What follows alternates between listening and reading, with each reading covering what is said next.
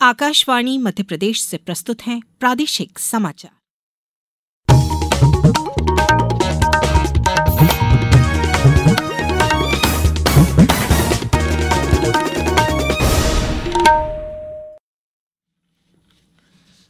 नमस्कार, समाचारों के साथ मैं राना शाहिद। पहले इस बुलेटिन के मुख्य समाचार। प्रधानमंत्री नरेंद्र मोदी ने G20 शिखर सम्मेलन के पहले दिन विश्व के विकास के उद्देश्य से 6 नई पहलों का प्रस्ताव रखा। हैदराबाद में निवेश सम्मेलन में 36,600 करोड़ रुपए के निवेश प्रस्ताव प्राप्त हुए। कक्षा 3 से 8 के लिए मूल्यांकन का कार्य अब 8 दिसंबर से 13 दिसंबर 2025 के मध्य होगा और प्रदेश में तेज ठंड के साथ अब घने कोहरे का असर। अब समाचार विस्तार से। प्रधानमंत्री नरेंद्र मोदी ने कल दक्षिण अफ्रीका के जोहान्सबर्ग में G20 नेताओं के शिखर सम्मेलन के पहले दिन विश्व के विकास के उद्देश्य से 6 नई पहलों का प्रस्ताव रखा। इनमें वैश्विक पारंपरिक ज्ञान भंडार की स्थापना, अफ्रीका कौशल गुणक कार्यक्रम, वैश्विक स्वास्थ्य सेवा प्रतिक्रिया दल, नशीली दवाओं और आतंकवाद के गठजोड़ का मुकाबला करने की पहल, ओपन सैटेलाइट डेटा पार्टनरशिप और महत्वपूर्ण खनिज परिपत्र पहल शामिल है। सम्मेलन के पहले दिन 2 सत्रों को संबोधित करते हुए श्री मोदी ने कहा, यह पहल सभी के लिए विकास, प्रगति और कल्याण के लिए भारत के दृष्टिकोण को प्रस्तुत करती है। उन्होंने कहा कि इन पहलों से चहुमुखी विकास को हासिल करने में सहायता मिलेगी। समावेशी और सतत आर्थिक विकास पर पहले सत्र के दौरान प्रधानमंत्री मोदी ने कहा कि G20 वैश्विक पारंपरिक ज्ञान भंडार आने वाली पीढ़ियों के लाभ के लिए मानवता के सामूहिक ज्ञान का उपयोग करेगा।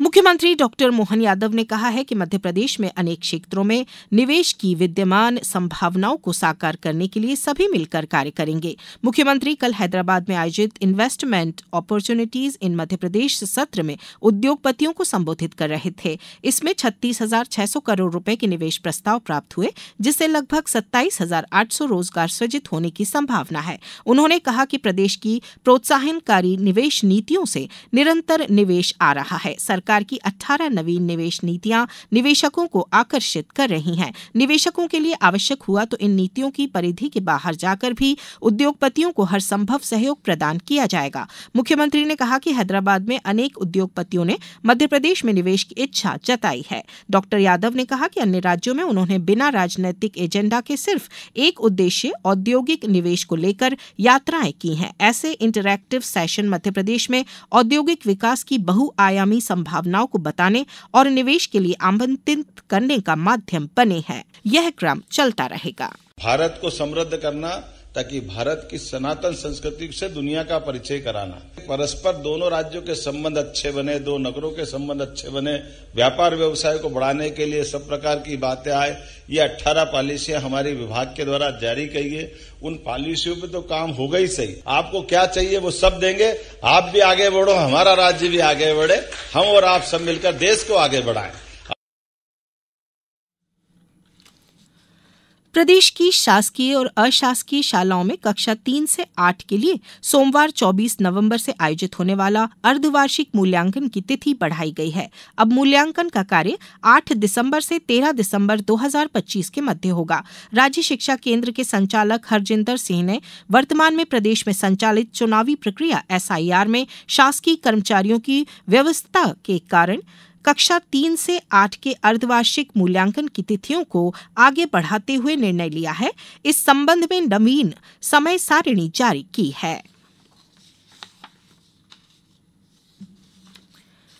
प्रदेश में मतदाता सूची के विशेष गहन पुनरीक्षण का कार्य पूरी तत्परता से किया जा रहा है। SIR 2026 के दौरान गणना पत्रक भरने के लिए BLO या किसी भी अन्य अधिकारी द्वारा किसी भी माध्यम से OTP मांगे जाने की आवश्यकता नहीं है। मध्य प्रदेश के मुख्य निर्वाचन पदाधिकारी संजीव कुमार झा ने मतदाताओं को सतर्क करते हुए बताया है कि वर्ष 2023 की मतदाता सूची में स्वयं माता पिता या दादा दादी संबंधी जानकारी प्राप्त करने के लिए मतदाता अपने क्षेत्र के BLO अथवा नजदीकी हेल्प डेस्क से संपर्क कर सकते हैं। इसके अलावा जानकारी ऑनलाइन voters.eci.gov.in या coelection.mp.gov.in पर भी प्राप्त की जा सकती है। उन्होंने नागरिकों से अनुरोध किया है कि SIR पत्रक भरते समय सुरक्षा उपायों का पालन करें। आधिकारिक सरकारी वेबसाइट पर ही SIR भरें।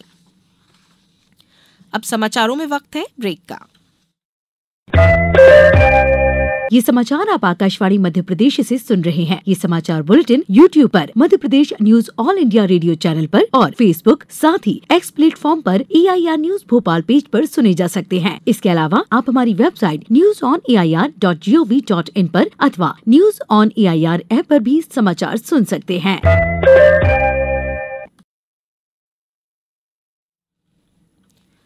ब्रेक के बाद समाचारों में एक बार फिर आपका स्वागत है। केंद्र सरकार ने शुक्रवार को एक ऐतिहासिक फैसला लेते हुए देश में 4 नए श्रम संहिताओं लेबर कोड्स को तत्काल प्रभाव से लागू कर दिया है। सरकार के इस कदम से वर्षों पुराने और जटिल 29 श्रम कानून समाप्त हो गए हैं, जिससे अब श्रमिकों के लिए एक सरल और एकीकृत कानूनी ढांचा तैयार हो गया है। रायसेन सहित देश भर के लोगों ने इस फैसले का जोरदार स्वागत किया है और इसे आत्मनिर्भर भारत की दिशा में एक बड़ा और क्रांतिकारी कदम बताया है। इन बदलावों से देश के करोड़ों श्रमिकों को बेहतर वेतन, सुरक्षा और कल्याण सुनिश्चित होगा। रायसेन के स्थानीय निवासियों का कहना है कि यह कानून श्रमिकों के जीवन स्तर में सुधार लाने और उनके अधिकारों को मजबूत करने का काम करेगा। महिलाओं और युवाओं के लिए एक मजबूत नींव बताया है।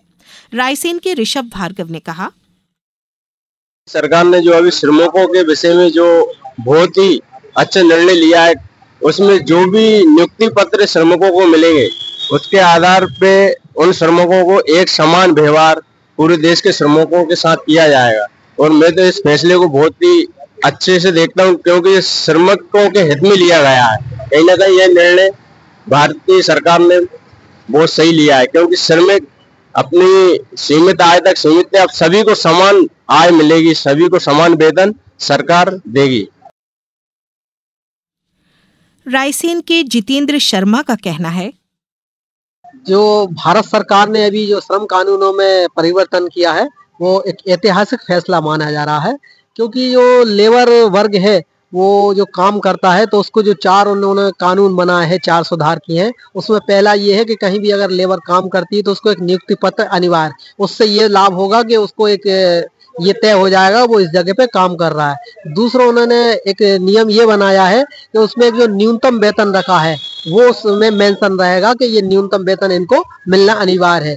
तीसरा है सामाजिक सुरक्षा, अगर नियुक्ति पत्र मिलता है तो सामाजिक सुरक्षा की दृष्टि से भी वो उनके लिए लाभदायक रहेगा। इसमें अगर ऐसी कोई अनहोनी की परिस्थिति बनती है तो उन्हें एक जो सरकार द्वारा को एक न्यूनतम जो सुरक्षा के हिसाब से मानदेय फिक्स किया गया है वो उनको प्राप्त होगा। और चौथा है इससे कि जो चौथा कानून बनाया गया है तो सरकार ने जो बनाया है कि उससे जो एक रूपता आ जाएगी। और इस तरीके से ये एक ऐतिहासिक फैसला है। निसंदेह इससे श्रम कानून में बहुत लाभ मिलने वाला है। रायसेन के अवनीश प्रताप सिंह ने कहा, कानूनों के बदले अगर 4 कानून बन गए तो उनका परिपालन बहुत ही आसान हो जाएगा और आम व्यक्ति भी इसको आसानी से समझ सकेगा। ये कानून बहुत ही अच्छा है और बाकी जितने भी लोग नए रोजगार से जुड़े हुए हैं उनको भी एक सही सर्टिफिकेशन और मान्यता प्राप्त होगी, तो उसके लिए ये कानून बहुत ही सुगम।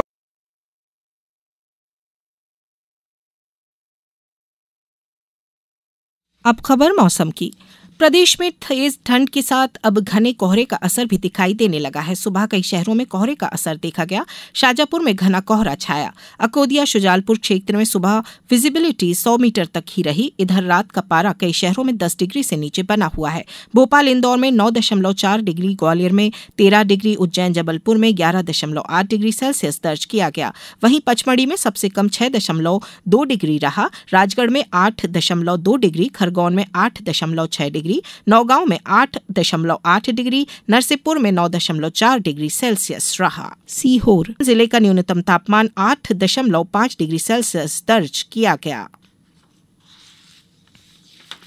अब कुछ समाचार संक्षेप में। भोपाल में कल 24 नवंबर से 3 दिन तक राज्य स्तरीय कार्यशाला में मंथन किया जाएगा। पन्ना जिले की ग्राम पंचायत शाहनगर का प्रदेश में सर्वाधिक स्वयं आय वाली ग्राम पंचायत की श्रेणी में चयन किया गया है। इस बुलेटिन में बस इतना ही। अगला बुलेटिन दोपहर 2:10 पर। नमस्कार।